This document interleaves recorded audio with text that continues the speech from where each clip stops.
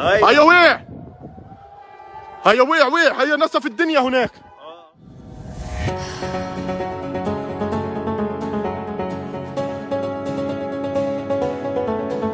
Pasukan Hizbullah dari Lebanon menyerang pemukiman Israel yang didirikan secara ilegal di wilayah Al-Quds pada Minggu 29 September 2024. Akibat serangan tersebut, pemukiman ilegal Israel itu terbakar hebat hingga listrik padam total.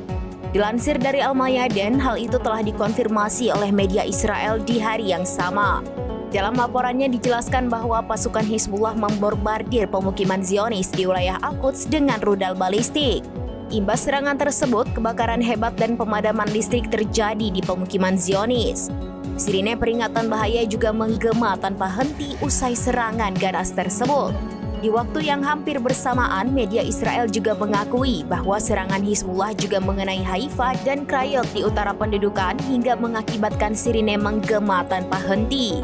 Kepanikan massal juga terjadi usai serangan rudal Hizbullah tersebut. Bahkan 1 juta pemukim Israel dilaporkan melarikan diri ke tempat pengungsian karena takut terhantam serangan Hizbullah. Pengamat hubungan internasional Iran Amerika Serikat Dr. Muhammad Marandi menyoroti konflik yang sedang berlangsung antara Israel dan Hizbullah. Menurutnya, militan Lebanon siap menghancurkan Israel jika Zionis benar-benar meluncurkan perang darat. Marandi mengatakan Hizbullah punya ribuan kilometer terowongan bawah tanah di seluruh negeri. Jika seandainya Israel menyerang, maka sejatinya mereka telah memasuki neraka yang disiapkan Hizbullah.